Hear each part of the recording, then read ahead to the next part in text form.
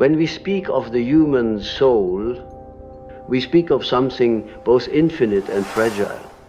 The soul contains within it the vast cosmos, the heavens of divine potential, and the hells of unredeemed darkness. And yet, we live as though this inner universe were a small and tame thing, as though consciousness were a polite surface, tidy and comprehensible, but beneath that surface, there moves another world, a world not bound by reason, not civilized by daylight. It is a place where forgotten gods still speak, where the ancient instincts breathe, and where our true life begins. In my many years of listening to dreams, to madness, to symbols rising from the unconscious, I have come to realize that the psyche is not what it seems. It is not merely a collection of memories or emotions. It is a living organism, an evolving mystery, containing both light and abyss. And when a man ventures inward, truly inward, he will find not only beauty but terror. There are regions within us that civilization has forbidden, but they continue to exist, quietly shaping our fates. You see, it is not the conscious mind that truly governs us. Our so-called rational self is but a thin film floating atop a great ocean of unseen forces. The unconscious is that ocean. It is ancient, impersonal, and immense. It contains the wisdom of evolution and the residue of all that humanity has ever been, the divine and the demonic, the saint and the savage, the child and the ancestor. Most people live their entire lives without ever daring to look into this ocean. They sense it in their dreams, in their inexplicable moods, in the strange coincidences that haunt them, but they prefer to avert their gaze. They fear, rightly, that if they look too long, they might lose themselves. For the unconscious is not a museum of harmless curiosities. It is alive. It moves. It désire. It reacts. It can seize a man and turn him into something he no longer recognizes. This, perhaps, was my most disturbing discovery, that we are all, in some sense, possessed not by devils in the medieval sense, but by autonomous forces within the psyche. The persona, that mask we wear to face the world, is never the full truth of who we are. Beneath it lies the shadow, the dark companion who holds everything we refuse to see. The shadow is not merely evil, it is human. It contains our denied emotions, our repressed desires, our unlived possibilities. It is both the source of our shame and the wellspring of our vitality, but when ignored, it grows monstrous. What we repress does not disappear, it gathers strength in the dark.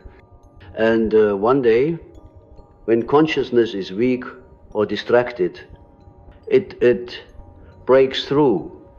The civilized man, proud of his virtue and reason, is often the most vulnerable to this eruption. He has banished his instinctual nature so thoroughly that he stands defenseless when it returns. This is why good men sometimes commit terrible acts. They are taken unawares by the very forces they believed they had conquered.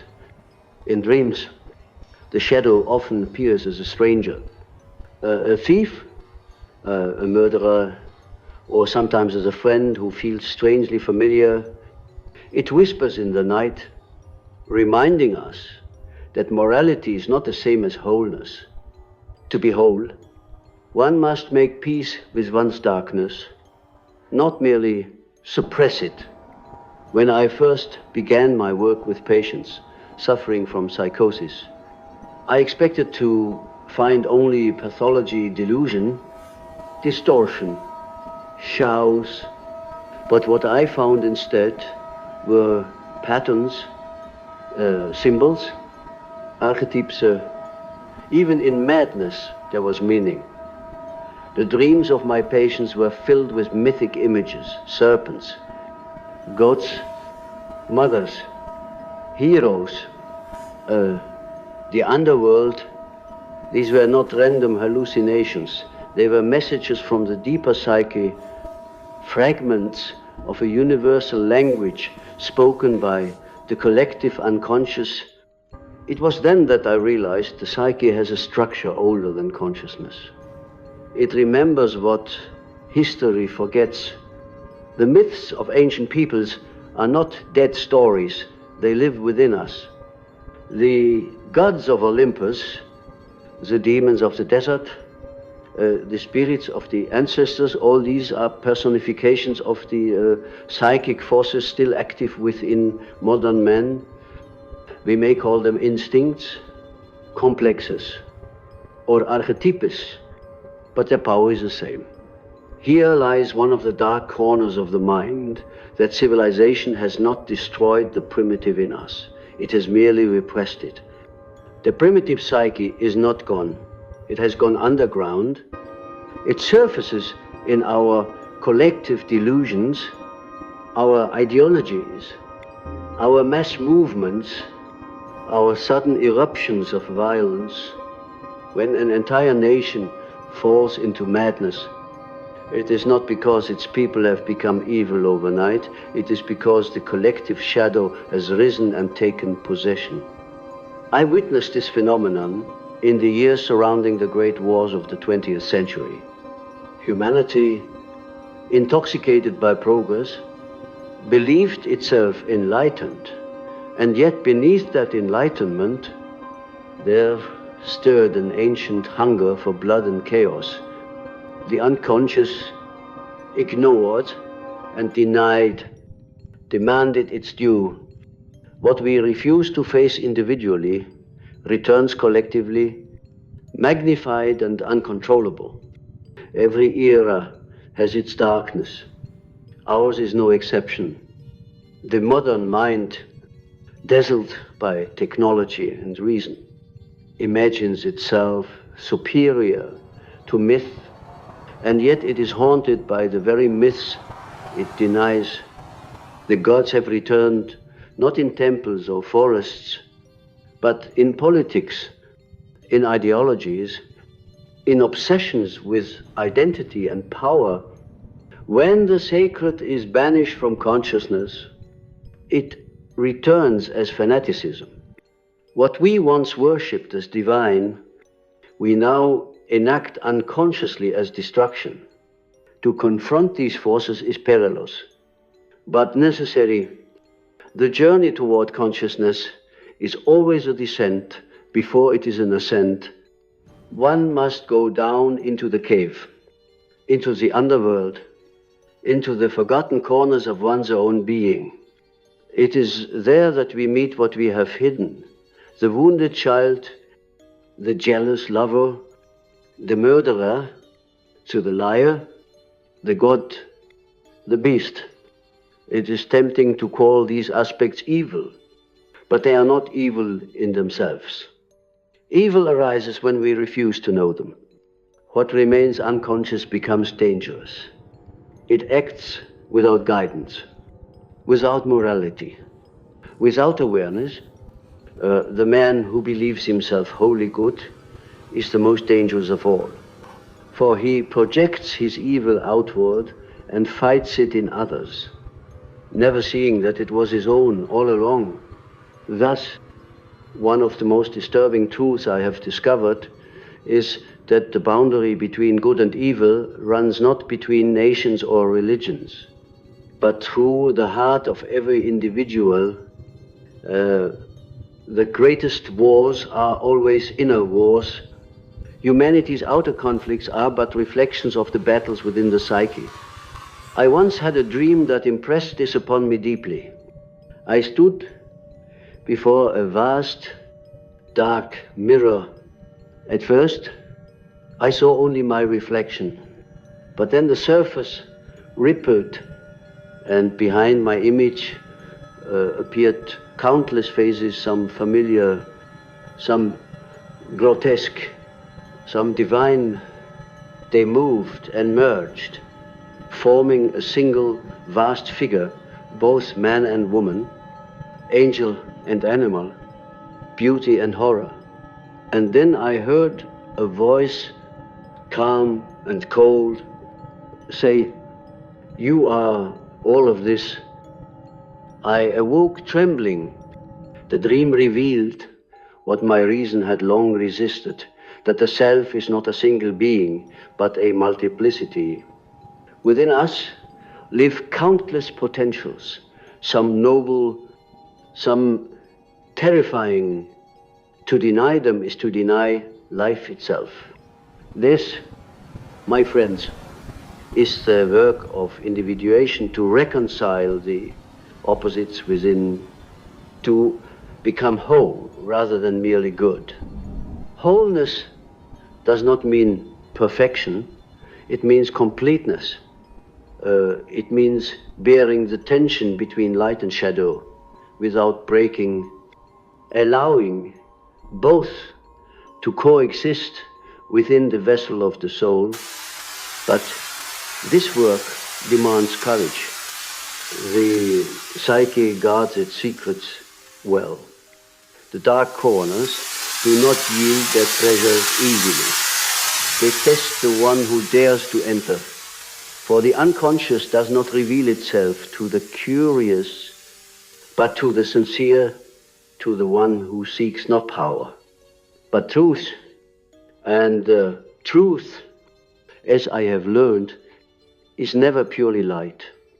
It blinds before it illuminates. It wounds before it heals. It demands that we sacrifice our illusions, our ideals, our self-image.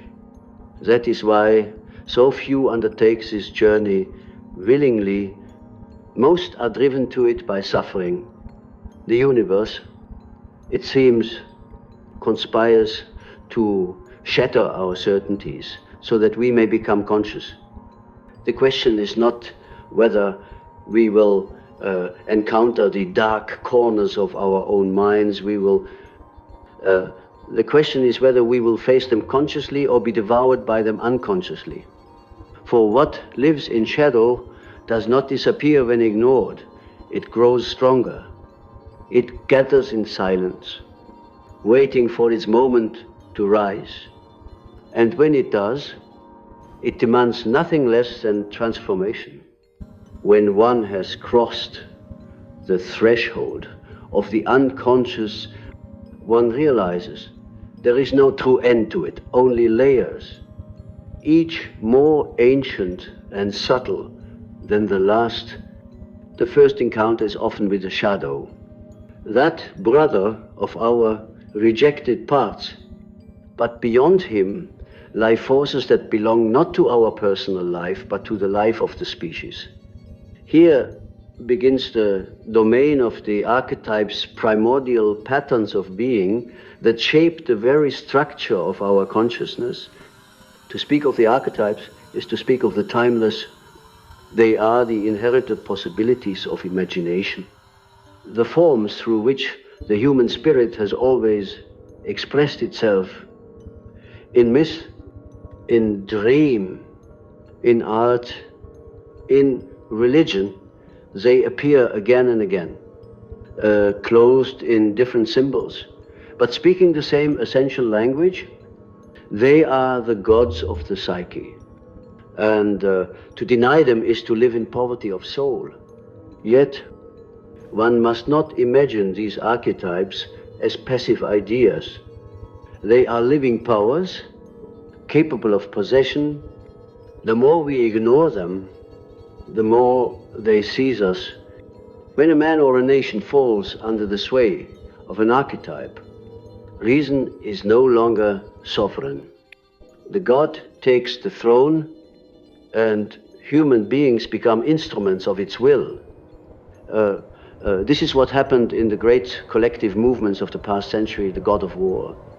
The God of power, the God of redemption returned, and men followed blindly. Every God, you see, has two faces. There is no light without shadow, no creation without destruction. The God of love also contains the power of jealousy and annihilation. The God of order harbors tyranny. The God of freedom hides chaos. To awaken an archetype without consciousness is to unleash the divine without the human to guide it. I remember once analyzing the dream of a man who stood upon a mountain and beheld a golden sun rising. He felt immense joy, as though he had discovered the source of life itself. But as the sun rose higher, its brilliance became unbearable, burning his skin and blinding his eyes until he fell to his knees in terror. The symbol of the sun, the great archetype of the self, revealed its double nature, illumination and destruction. To come too near the divine light without preparation is to be consumed by it. This is one of the darkest truths of the psyche, that the pursuit of enlightenment itself can lead to madness. If it lacks humility, many seekers wish to rise to the heights of the spirit, but few understand that every ascent demands a descent. The way up and the way down are one and the same. Before we can bear the light of consciousness, we must endure the heat of our own darkness. In my own journey, I was not spared this ordeal.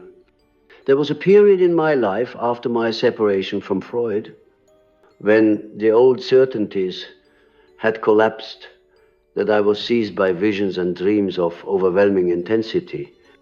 I did not know if I was descending into psychosis or revelation. The figures that emerged from my unconscious Philemon, Eleia, Salome, seemed not of my invention, but autonomous beings who spoke with authority and wisdom I did not possess. They taught me that the psyche is real, that it exists beyond the ego's control, and that our task is not to dominate it, but to relate to it. It is a terrifying thing to realize that one's thoughts are not entirely one's own. The unconscious thinks, acts, and creates. It dreams us as much as we dream it.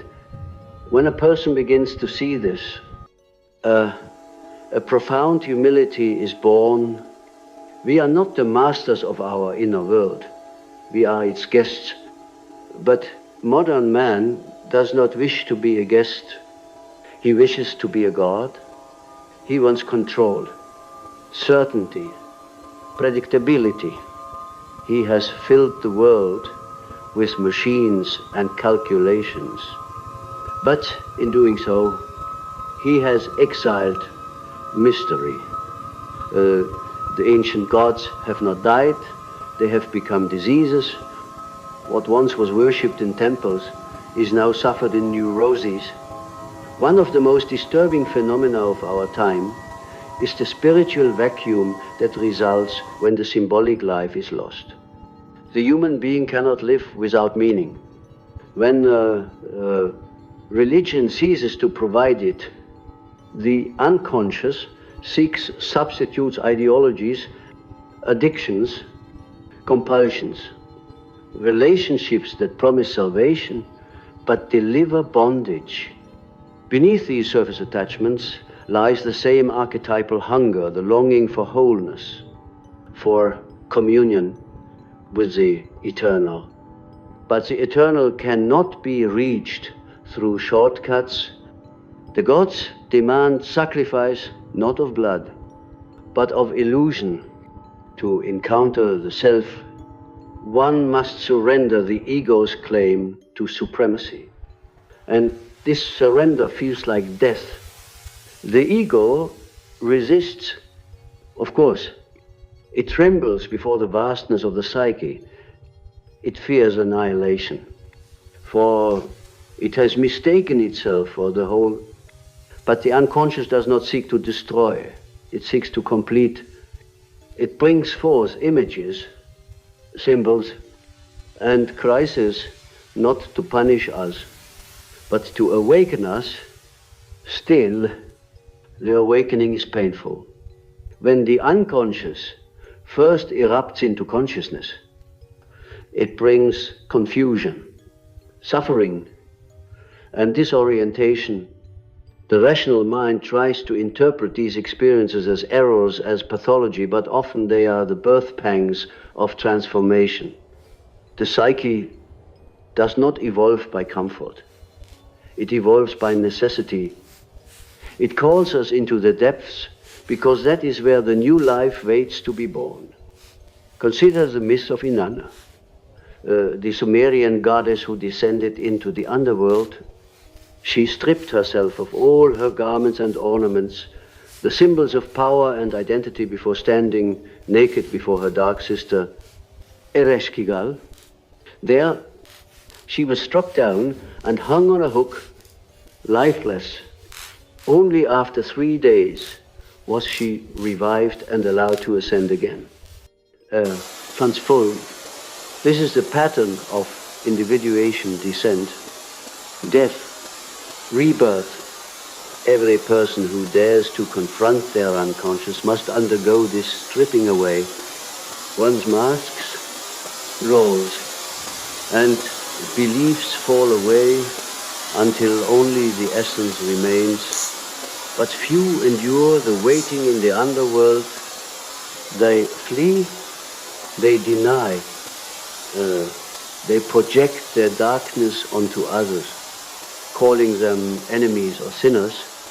Projection is the most cunning defense of the psyche. Whatever we cannot face within ourselves, we cast upon the world. We see our greed in others, our anger in our enemies, our forbidden desires in those we condemn.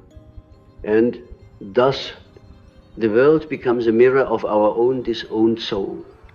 If we were to withdraw these projections, to see that what we hate outside lives also within, the world might transform overnight, but that would demand immense courage. It is easier to fight the outer devil than to meet the inner one.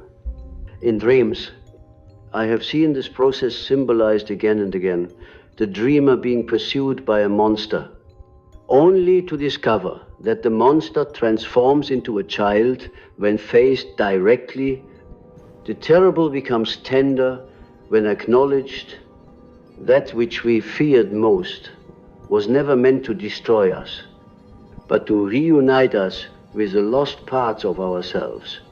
Yet, there are corners of the mind that resist illumination, altogether realms where the archetypal shadow takes forms so vast, so inhuman that one feels the chill of cosmic evil. Here lies another of the dark truths that the psyche contains, not only personal and collective contents, but transpersonal darkness forces that seem to oppose consciousness itself. We encounter these forces in the symbols of apocalypse, in the myths of the devil, in the visions of chaos that erupt in times of war or despair. They represent not moral evil, but metaphysical opposition, the eternal tension between creation and destruction. To meet them without losing one's humanity is one of the greatest spiritual trials. Some of my patients experienced this as an encounter with a numinous darkness, a sense of being in the presence of something immense, intelligent, and terrifying. They felt as though the universe itself were looking back at them, questioning their right to exist. I understood then that what religion calls temptation or trial is in truth the psyche testing its own strength.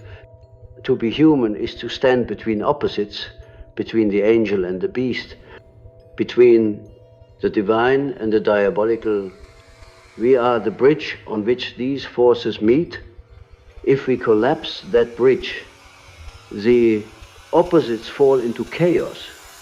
But if we endure the tension, something new is born, a consciousness capable of embracing the whole.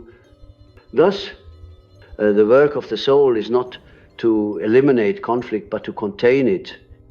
We are crucified between the opposites, so that the third, the reconciling symbol, the self, may emerge. This process cannot be hurried or controlled.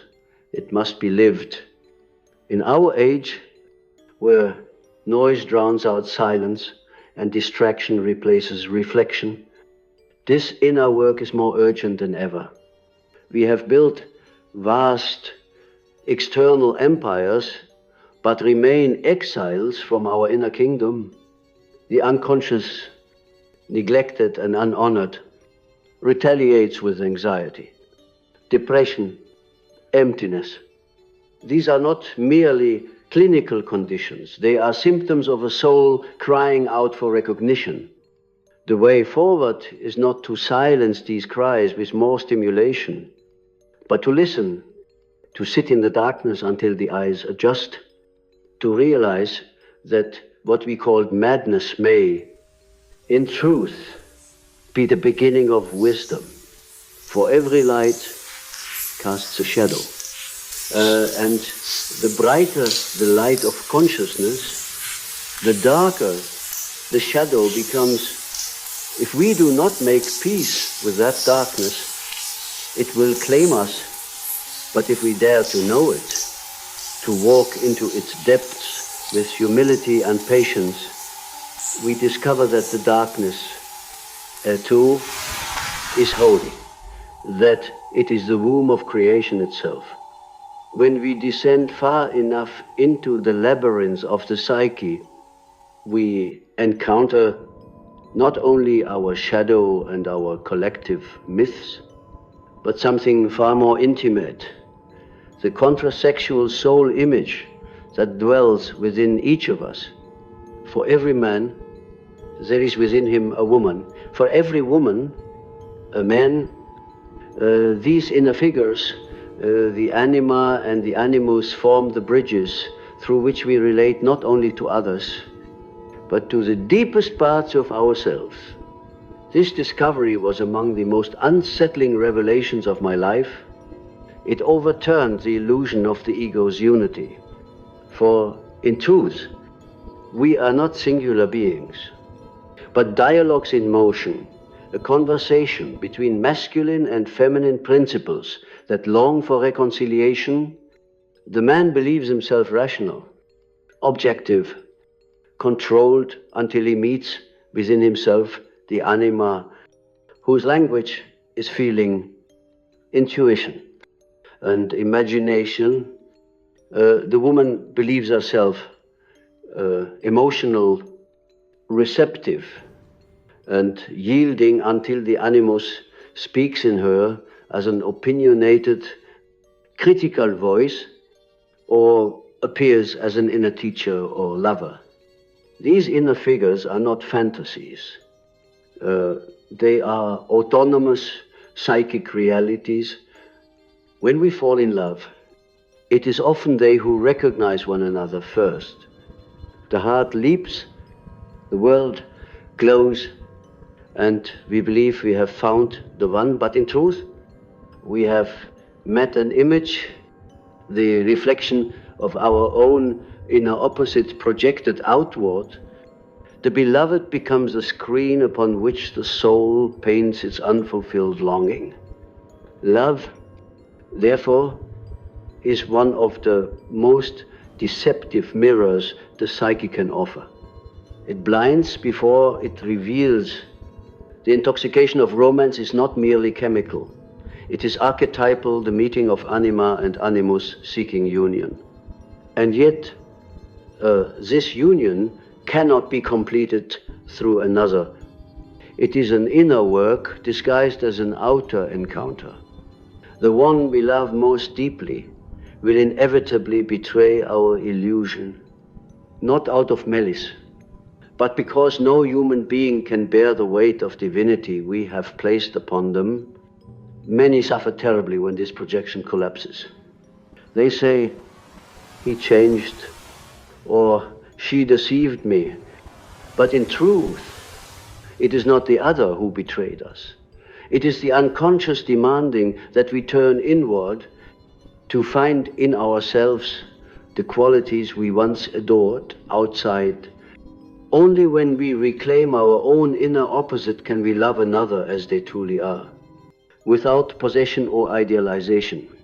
This, however, is no easy task, for it requires that we face the deepest loneliness, the realization that no one can complete us, that the divine marriage must occur within. It is this loneliness that most people flee from, filling their days with noise, relationships, and distractions. But the soul does not abandon its purpose. It will break our outer attachments, if necessary, to bring us to the inner altar. I have often said that the gods have become diseases, but they also become lovers. How many are tormented by relationships that begin in ecstasy and end in despair, repeating the same patterns again and again? The psyche will keep reenacting the drama until the lesson is learned, until the person realizes that what they are seeking in the other is the unrecognized part of themselves. This recognition can come as a revelation or a catastrophe, for when we finally see that the beloved was our mirror, we are confronted with our own emptiness, the inner void we hoped love would fill. And yet, in that void lies the possibility of a different kind of love, one born not of need, but of wholeness. The meeting of the inner opposites, the hieros, gamos, the sacred marriage is one of the most transformative moments in the process of individuation. It signifies the union of consciousness and the unconscious, of reason and feeling, of heaven and earth within the soul. But this union does not occur in a single moment of illumination. It is the slow, painful alchemy of a lifetime. Alchemy is, in fact, one of the oldest symbols of this process. The alchemists spoke in images of fire, metals, and transformation. But their work was psychological, long before chemistry existed. They sought to turn lead into gold, the base material into something incorruptible. What they truly sought was the transformation of the human soul.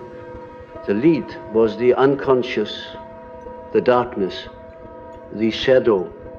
The gold was the self, the totality of the psyche, the divine within. They understood that this transmutation required heat, the fire of suffering, of confrontation, of awareness. The vessel of transformation was the human being himself. In this sense, every neurosis, every crisis, every heartbreak is an alchemical furnace. It burns away illusion, purifies desire, and reveals what is essential. But the modern mind, trained to seek comfort and efficiency, resists the fire. We prefer to medicate the symptoms rather than engage with their meaning. We forget that suffering is not always an enemy, but a messenger. It tells us that something within is dying, and something new struggles to be born. One of the darkest corners of the mind is our relationship to pain. We flee it, yet it follows. We numb it, Yet it deepens, but when we turn toward it, when we allow ourselves to feel what we have long denied, it begins to transform. Pain becomes meaning, meaning becomes peace. I once treated a woman who suffered from recurring dreams of drowning. Each night, she was submerged in dark waters, gasping for air, overwhelmed by terror. Through our work, it became clear that these waters represented her own unlived emotions, her grief, her rage, her longing, all that she had suppressed in her effort to appear good. She feared that if she let these feelings surface, they would destroy her. But the true danger was in the repression. The water that threatens to drown us is often the same water that can cleanse us, if only we surrender to it. When she finally allowed herself to weep, not as an act of weakness, but as a confession of truth, something remarkable occurred. The dreams ceased. In their place came visions of rivers flowing freely. The unconscious no longer needed to terrify her. It had been heard. This is the mystery of the psyche, that what torments us most fiercely is often what longs most deeply for our attention. The symptom is the symbol, and the cure lies in the meaning we draw from it. In my studies of myth and dream, I discovered that the human soul is not a chaos but a cosmos in the making.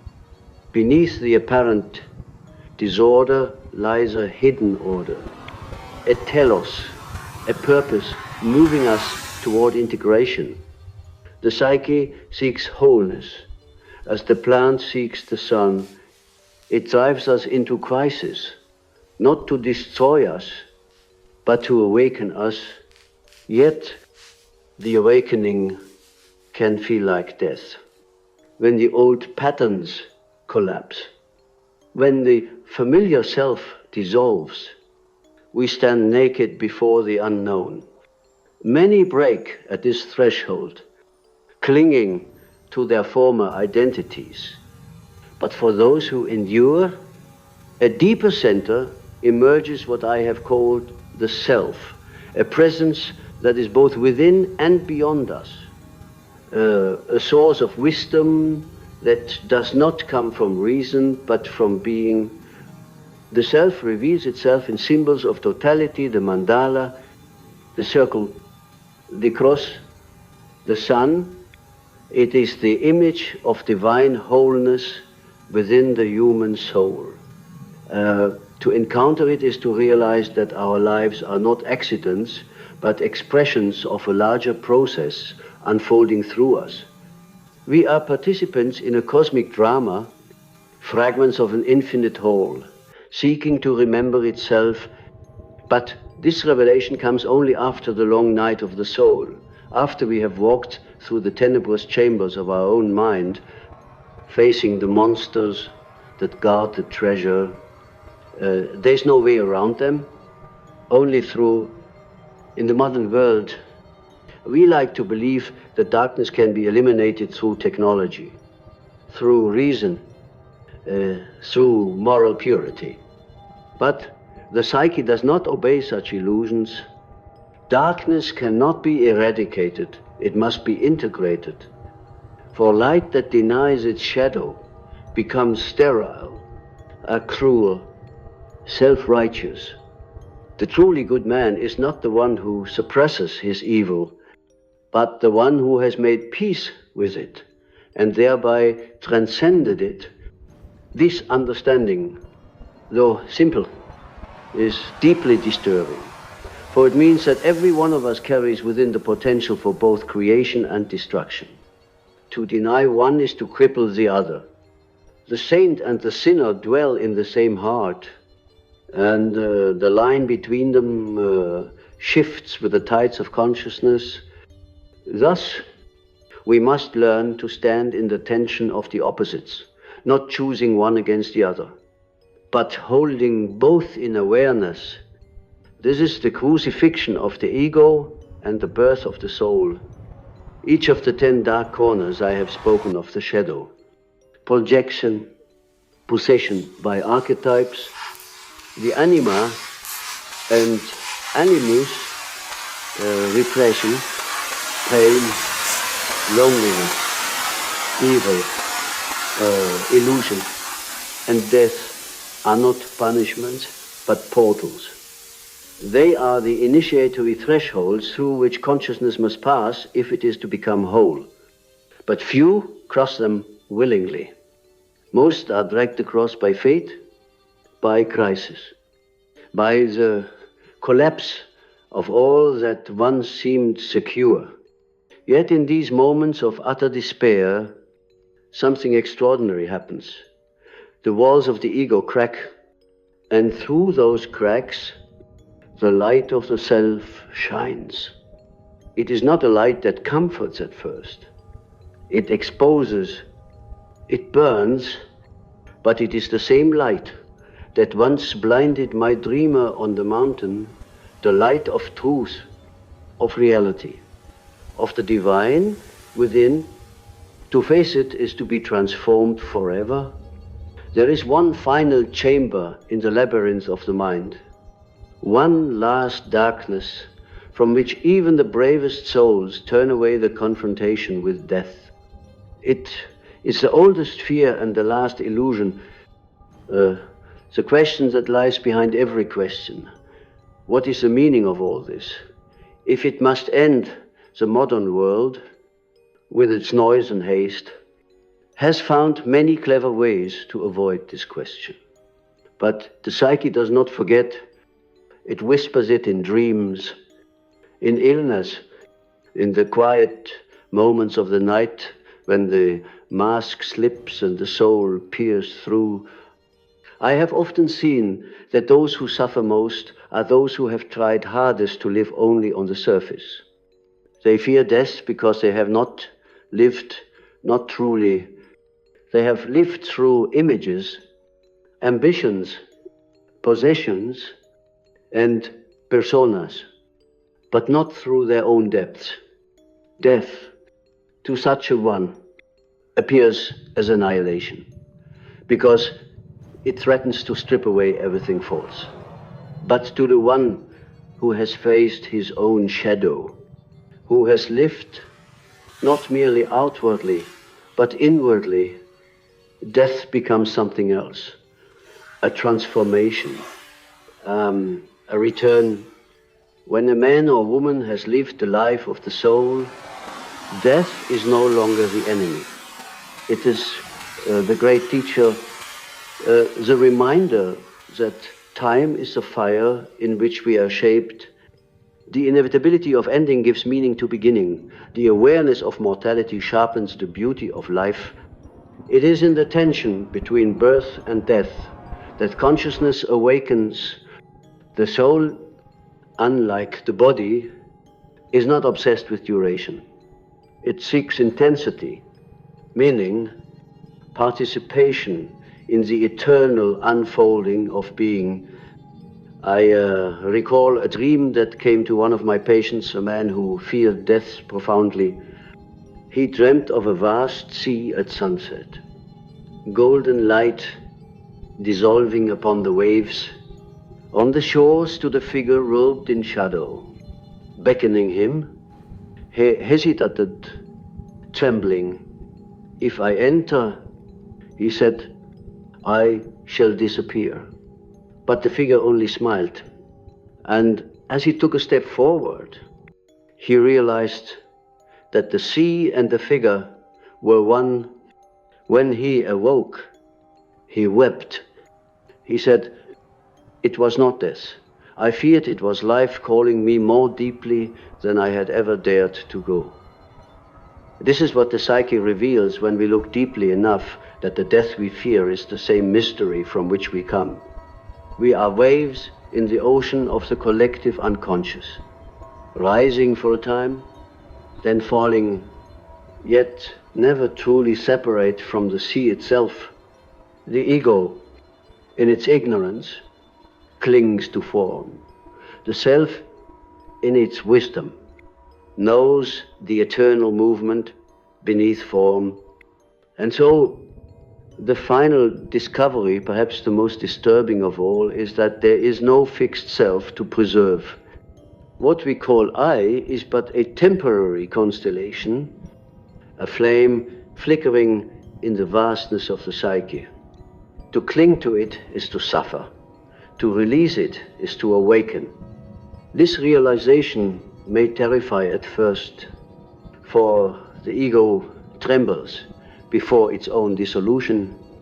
But beyond that terror lies freedom, the peace of being part of something infinite, unbounded, and whole. The old myths intuited this truth long before psychology dared to name it. Osiris, Dionysus of Christ. All gods who die and are reborn are images of this eternal rhythm. They remind us that consciousness too must descend into darkness, be torn apart and reassembled anew. The crucifixion of the ego is not the end, but the prelude to resurrection. If we look honestly, we will see that every great transformation in life follows this same pattern, the death of the old identity and the birth of something larger. We experience it in the loss of love, in illness, in failure, in betrayal, those moments when the ground beneath us dissolves. At such times, the soul stands naked before the mystery of existence. And what remains is not knowledge, but presence. The journey through the dark corners of the mind is therefore a preparation for dying before we die. It teaches us to let go, to surrender our illusions, to see life not as a possession, but as a participation. To live fully is to accept death as the invisible companion walking beside us, reminding us that each breath is borrowed and sacred.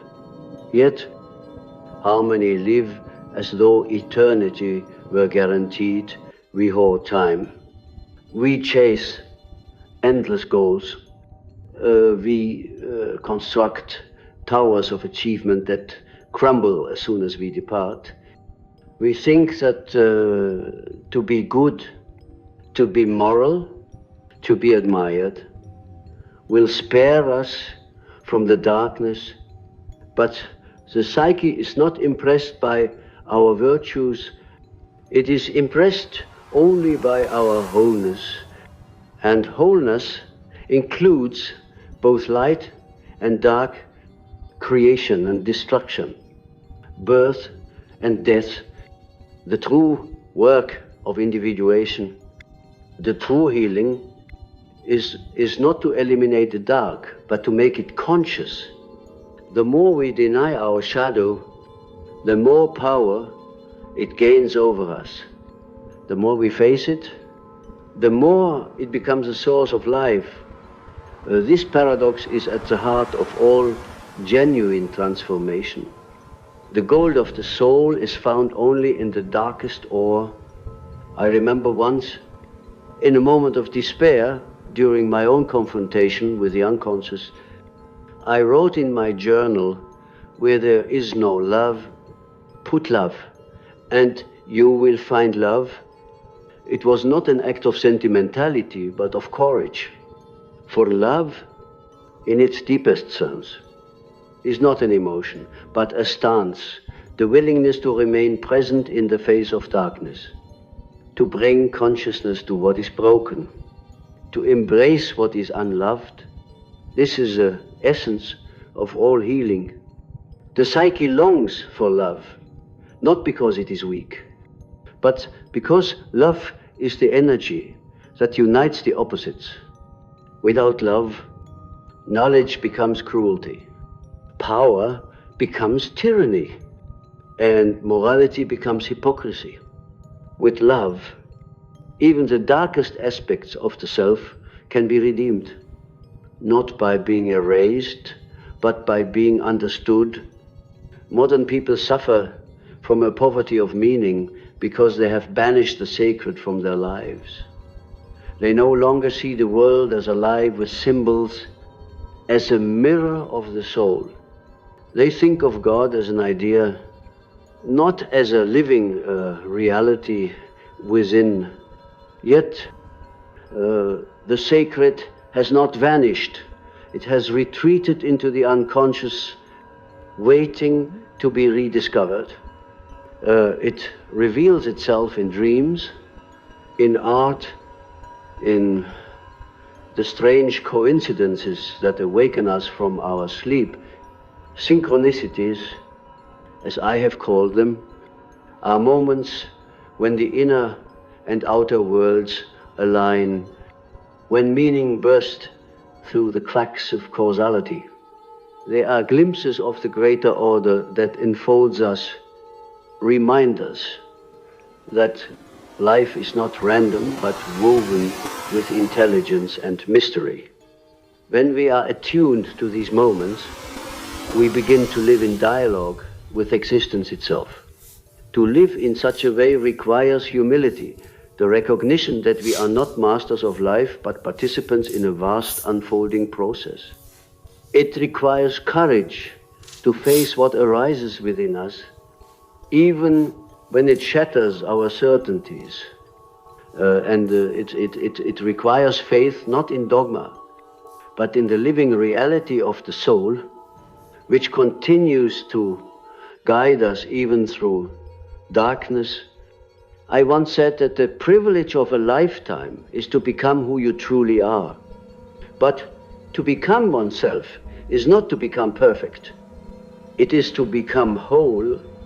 It is to know one's depths as well as one's heights. To walk with one's shadow without being devoured by it. To stand at the boundary between chaos and order and say yes to both. The 10 dark corners of the mind are not prisons but gateways. Each reveals a hidden treasure to the one who dares to look. The shadow conceals our vitality. Projection teaches us our blindness. The animus and anima reveal our inner other. Pain awakens compassion. Evil reveals the necessity of choice. Illusion teaches humility. Death restores reverence. In the end, the darkness itself becomes luminous. For it is through darkness that the light is seen. If you look deeply enough, you will find that even your worst moments, your failures, your grief, your despair were guiding you toward wholeness. Nothing in the psyche is wasted. The universe does not break us out of cruelty, but out of necessity, so that what is false may die, and what is true may live. And when, at last, we see this, when we feel that life has not been a random sequence of suffering and chance, but a great and mysterious conversation between our soul and the cosmos, then we begin to live differently. We no longer strive to control, but to understand. We no longer flee from darkness, but invite it in as a teacher. We no longer ask, why did this happen to me? But rather, what is life asking of me now? This is the question that remains at the threshold of the final mystery. It is not a question to be answered, but to be lived. For life, like the unconscious, is a riddle that reveals itself only through participation. So I leave you with this reflection, my friends. If all that you have lost, all that you have suffered, and all that you have feared were not enemies, but guides, if every dark corner of your mind were, in truth, in a hidden star, would you still run from the night? Or would you, at last, turn toward it and see that it has been light all along?